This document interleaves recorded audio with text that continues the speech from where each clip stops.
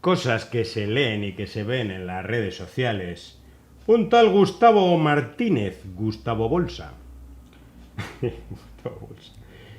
El mayor error de la historia de la humanidad ha sido juzgar al socialismo por sus intenciones y nunca por sus resultados. Y pone una foto.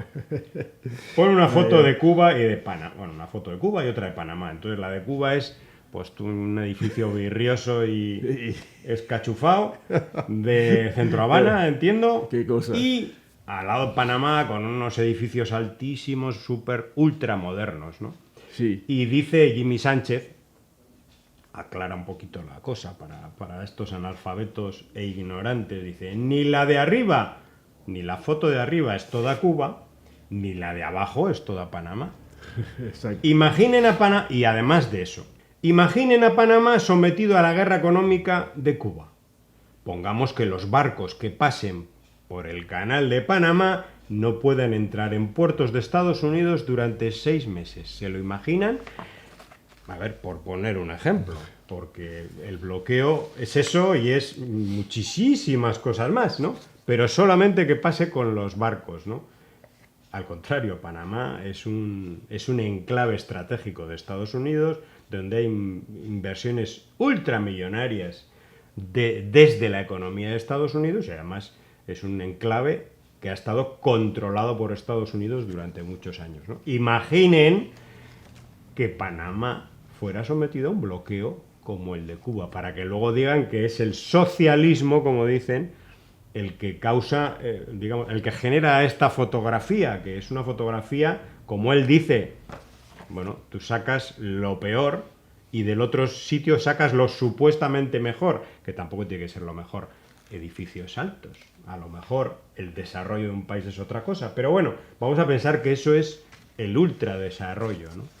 Pero luego vete a los barrios, vete a los pueblos, vete a las comunidades donde hay una enorme deuda social histórica también en Panamá. Ah, no, pero eso no sale en la foto, ¿eh? José, bueno, tú sabes que yo estuve en Panamá y todo esto es engañoso. Es lo que sacan las personas mediocres que se pretenden periodistas y ponen los edificios como símbolo del desarrollo de un país, edificios altos, el otro. Pero en ese Panamá, sin bloqueo, hay grandes bolsas de pobreza en la sociedad. Hay exclusión social, hay criminalidad, hay niños, y eso me pasó a mí, estoy hablando por experiencia propia, niños a las 10 de la noche, sin zapatos, con un cajón de eso para limpiar zapatos, limpiabota, diríamos en Cuba. Señor, señor, señor, por favor, señor, déjeme limpiar, señor, por favor, para comer, déjeme para comer, señor. Ese Panamá sin bloqueo.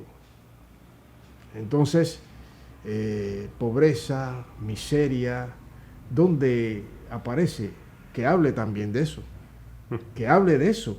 Y compararlo con Cuba, donde la mayoría, vamos no ser absoluto, pero bueno, los niños y niñas están escolarizados y van a las escuelas, empieza el curso escolar, 1 de septiembre, y van a la escuela con su uniforme, no están por la calle, sin zapatos, sin estar en un colegio que es donde tienen que estar, incluso de noche, pidiendo eso en Cuba, y aún con la situación tan difícil, tan dolorosa, tan cruel por parte del imperialismo de Estados Unidos, que le provoca esta situación con su bloqueo genocida, eso es difícil verlo. Eso no se ve en Cuba, en la Cuba bloqueada. Entonces en la Panamá o en Panamá, con edificios y la modernidad, seguramente, dése una vuelta por ahí, como dice, por los barrios, y verá, sin bloqueo, y verá. Entonces, eso es lo que quieren. O sea, el ejemplo de Cuba es lo que quieren derrotar. El ejemplo de Cuba es lo que no soporta el imperialismo de los Estados Unidos.